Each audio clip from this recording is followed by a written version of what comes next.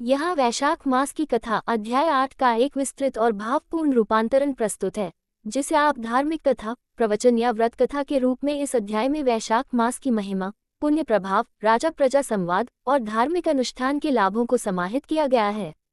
वैशाख मास की कथा अध्याय 8।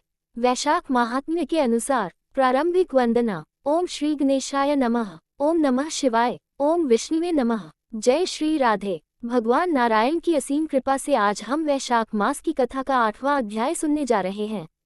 यह मास देवताओं में श्रेष्ठ, पुण्यदायी और मोक्ष प्रदान करने वाला है। इसके श्रवण और पालन से मनुष्य समस्त पापों से मुक्त हो जाता है और दिव्य लोकों की प्राप्ति करता है। कथा आरंभ। प्राचीन काल की बात है।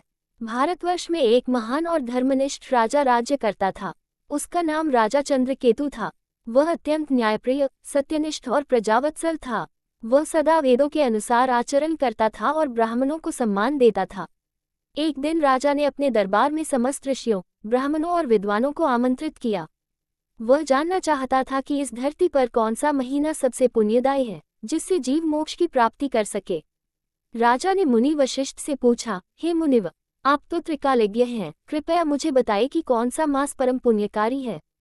वशिष्ठ मुनि बोले, हे राजन, तुम धन्य हो जो ऐसे विचार करते हो। मैं तुम्हें वैशाख मास की महिमा सुनाता हूँ, जिसे स्वयं भगवान विष्णु ने युधिष्ठिर को सुनाया था। वैशाख मास की उत्पत्ति। जब सृष्टि का आरंभ हुआ, तब समय की गणना हेतु ब्रह्मा जी ने मास, पक्ष, तिथि आदि की रचना की। 12 मासों में वैशाख मास को सबसे श्रेष्ठ स्थान दिया गया। भगवान विष्णु ने इसे अपना प्रिय मास बताया। भगवान ने कहा, हे युधिष्ठिर, वैशाख मास में जो भी मनुष्य स्नान, दान, व्रत और जप करता है, वह करोड़ों जन्मों के पापों से मुक्त हो जाता है। यह मास केवल धर्म नहीं, बल्कि मोक्ष का मार्ग प्रशस्त करता है। पुण्य की गणना। मुनि वशिष्ठ ने बताया कि वैशाख मास में किए गए पुण्य कार्यों की तुलना नहीं की जा सकती। जैसे एक तुलसी पत्र चढ़ाने से अक्षय पुण्य प्राप्त होता है। प्रातःकाल गंगा स्नान का फल 100 अश्वमेध यज्ञों के बराबर है। दीपदान करने से अगणित पितरों का उद्धार होता है। जलदान करने से देवता प्रसन्न होते हैं। राजा धर्मपाल की कथा। वशिष्ठ मुनि ने एक और कथा सुनाई। प्राचीन काल में धर्मपाल नामक एक राजा था। उसने अपने जीवन में बहुत पाप किए थे। अंत समय में यमदूत उसे ले जाने आए, किंतु उसी समय नारद मुनि वहां पहुंचे और बोले, इसने वैशाख मास में एक बार तुलसी के समीप दीपदान किया था, अतः ये नरक नहीं जा सकता।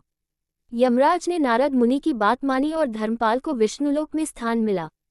इससे स्पष्ट होता है कि वैशाख मास में एक क्षण के लिए भी पुण्य कार्य कर लिया जाए तो जीवन धन्य हो जाता है। वैशाख में क्या करें? मुनि वशिष्ठ ने राजा को बताया कि वैशाख मास में निम्नलिखित कार्य अवश्य करें। प्रातः ब्रह्म मुहूर्त में स्नान, विशेषकर गंगा या किसी पवित्र जल में। तुलसी पूजन एवं दीपदान। तुलसी के पास दीपक जलाना अत्यंत फलदायी होता है। अन्न, जल, वस्त्र का दान, गरीबों को भोजन कराना, प्यासों को जल देना। व्रत और उपवास, विशेष रूप से एकादशी और पूर्णिमा का व्रत। भगवान नाम स्मरण, विष्णु सहस्रनाम, नारायण स्तोत्र आदि का पाठ। रानी सुधा की भक्ति। राजा चंद्रकेतु की रानी सुधा अत्यंत धर्मपरायण थी। उसने वैशाख मास के नियमों का पूर्ण पालन किया। प्रतिदिन ब्राह्मणों को भोजन कराती, तुलसी पूजन करती और विधिपूर्वक व्रत रखती। उसकी भक्ति से प्रसन्न होकर भगवान विष्णु स्वप्न में आए और कहा, हे सुभगे, तूने जिस प्रकार से वैशाख का पूजन किया है, उससे तुझे न केवल इस जन्म में सुख मिलेगा, बल्कि अगले जन्मों में भी स्वर्ग की प्राप्ति होगी। धार्मिक संवाद। एक दिन एक ब्राह्मण बालक दरबार में आया। उसने राजा से पूछा, हे राजन, आप वैशाख मास का इतना प्रचार करते हैं, परंतु यदि कोई दरिद्र मनुष्य केवल जलदान कर दे तो क्या उसे भी पुण्य प्राप्त होगा? राजा मौन हो गया। तब वशिष्ठ मुनि बोले, पुत्र, जल ही तो जीवन है। वैशाख की गर्मी में प्यासे को जल देना परम धर्म है। यदि कोई व्यक्ति केवल एक लोटा जल भी श्रद्धा से दे, तो वह स्वर्ग का अधिकारी बनता है। मोक्ष की प्राप्ति। राजा चंद्रकेतु ने उसी दिन से संकल्प लिया कि वह संपूर्ण वैशाख मास जलपात्र, अन्नदान, दीपदान आदि से प्रजा की सेवा करेगा। उसका राज्य सुख शांति से भर गया। अंत समय में जब उसकी मृत्यु हुई, भगवान विष्णु स्वयं उसे लेने आए और वैकुंठ ले गए। निष्कर्ष। वशिष्ठ मुनि ने अंत में कहा, हे राजन, वैशाख मास ब्रह्मा, विष्णु और महेश तीनों को प्रिय है। जो भी इसका श्रद्धा से पालन करता है, वह समस्त पापों से मुक्त होकर भगवान के धाम को प्राप्त करता है। वैशाख महात्म्य का सार। यह मास धर्म, भक्ति और तप का महीना है। प्रत्येक प्रातः सूर्योदय से पूर्व स्नान का विशेष महत्व है। दान पुण्य, विशेषकर जलदान, अत्यंत फलदायक होता है। इस मास में भगवान विष्णु के नाम का संकीर्तन करें। पवित्रता, संयम और अहिंसा का पालन करें। शुभकामना। जो भी श्रद्धालु वैशाख मास की इस कथा को श्रद्धा से सुनता या पढ़ता है, वह रोग, शोक और दरिद्रता से मुक्त होता है। अंत में विष्णुलोक को प्राप्त करता है। हरि ओम तत्सत।